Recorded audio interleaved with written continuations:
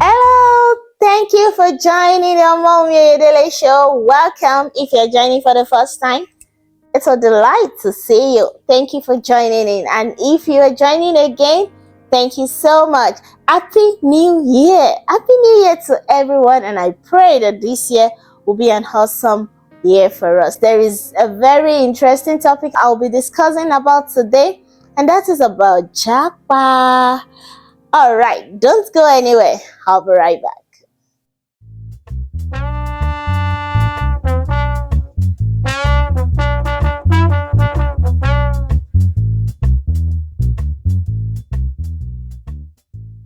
Welcome back. Japa is a slang we use in my own country where people are moving massively from the country to different parts of the world. So Canada, UK, US, Australia, Germany, to the uttermost part of the world. All right, so today we'll be discussing about in 2024, should I japa?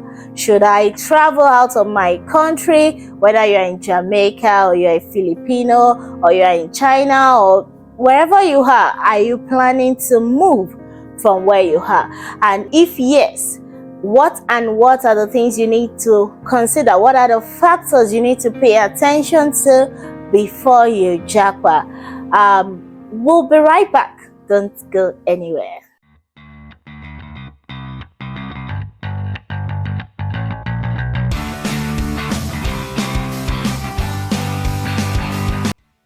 In 2022, Canada saw its population grow by over 1 million people for the first time in history, with permanent and temporary migration responsible for 95% of the increase.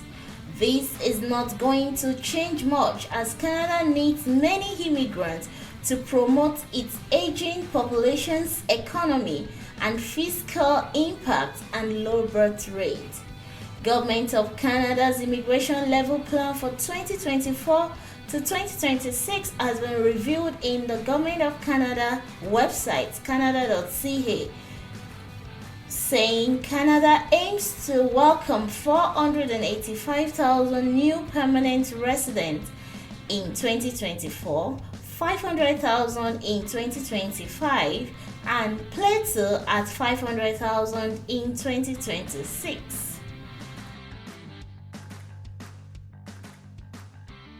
Welcome back. Those were some interesting facts, right? So if you're asking, should I come to Canada or should I not? I think, yes, you can come to Canada because the government of Canada is opening its doors to over 1 million people between now and 2026. So you can be one of the lucky people that will be admitted into Canada between now and 2026. But my question today is, before you japa, what are the things you need to pay attention to? I'll be talking about 4 factors today, and I want you to please pay attention, because if you pay attention to these factors, it will help a lot in your integration, in your settling into your new country. So this does not only apply to Canada, it applies to almost every other Western country where people are migrating to. The first of it is the spiritual factor. Are you a Christian? Do you believe in God? Do you believe in the direction of God? Bible says that the steps of the righteous are ordered of the Lord. Have you inquired of God? Is it God that is telling you to move, or the economy? So as a Christian, we need to seek the face of God and know what God is saying to us, because He's the one that orders the steps of His children, and He's the one that makes provision everywhere we go. So if God is leading you to go to the US or to the UK or to Australia or to Canada, He would have gone ahead of you and prepared a place for you. So the spiritual factor, the God factor, cannot be overemphasized. So please seek the face of God to know if He is asking you to move, and if yes, where He is asking you to move to. The second factor I'll be speaking about today is a mental factor.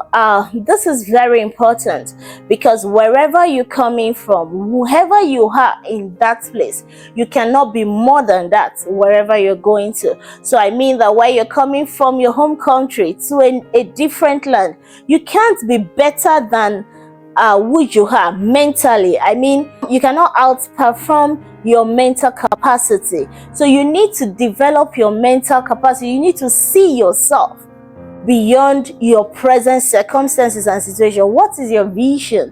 What are your dreams? What are you seeing God doing in your life in the next couple of years? Don't just say, oh, I just want to Japa, whatever they are doing there, I'm just going to do. I wash plates, I would. That is not sufficient. That is not enough to bring out the value in you. You're not a slave going somewhere to just, become another slave. You are a king, you are a priest. You need to understand who you are and find who you are in God, so that where you are going with the right mindset, because your mindset will determine a whole lot of what you're going to receive in that land you're going. I can't overemphasize this. Please think about it, pray about it, get the right mindset, because it will determine a whole lot how you're going to flourish in the land where you're going. The third thing I'm going to be talking about is finances, or money. I cannot overemphasize the issue of money, because the truth is, when you get to a new land, unless you are rich enough to start a business and then you're going there, or you got a work visa, you already have a work, or you have a company, or your father has a company in the land where you're going. But if you're going as an immigrant new to the place, having a lot of things to figure out, you need to be well prepared financially, because the economy of the country where you're going is different from where you're coming from. So, like for example, I am from Nigeria, and the house rent I pay for 1 month in Canada can pay for my 1 year house rent in Nigeria. So it's just so different. So you need to be prepared financially. This is very, very important. So prepare for like 2-3 months, that even if you don't work, even if you don't make money where you're going, you still be able to live comfortably with eating, with transportation, with feeding and all of that, and even accommodation. It is very, very important, because even if you have someone that is welcoming you, they don't want you to become a burden to them. They don't want you to stay forever in their house, because they are not as comfortable as you may think. Some people may. Yeah, some people may be that comfortable, but most people are not. That's the truth. So please prepare financially. Prepare financially. Don't think that once you get there, the next day you get a job. Miracle happens. That is possible. But in most cases, it takes time. You may not even get a job in your field immediately. You may need to do some other job. That's not compulsory anyway. But what I'm saying in essence is, be prepared financially. Be prepared to take care of yourself, your home, and the basic needs that you'll be having. And the last thing I'll be talking about today is emotional factor. You need to be prepared emotionally. There is a lot of culture shock, and you want to be prepared emotionally to be able to overcome them. You need to be prepared to be able to flow into the system without getting emotionally down. So emotional factor is mostly dealt with by the community in which you find yourself. So I'm going to advise you, make sure you are in the right community. Find the right community that has your mentality, that has your vision, that has your kind of goal, because the kind of people that welcome you into a country will determine up to 70, 80, sometimes 90% of the kind of success you get in that country. So make sure you find a right community. If you're a Christian, get a right church to be in, where you can keep your spiritual fervor, and you can also relate with people who can help you around. And if you are from Nigeria, Jamaica, Filipino, find a community of your people, because it helps you to integrate better.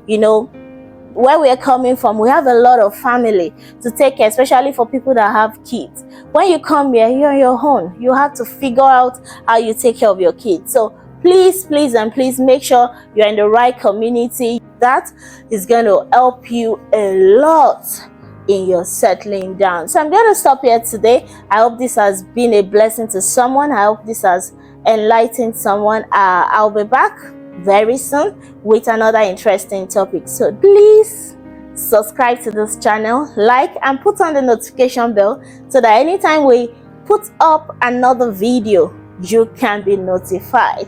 Let the conversation keep rolling. Are you coming to Canada in 2024 or 2025 or even 2026? What are your plans? What are your set goals? Or you're already in Canada? Let's know how it has been for you.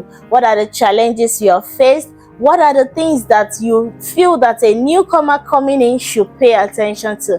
Let the conversation keep rolling. Hashtag the OO Show. Thank you so much for joining me today. Shalom. Shalom.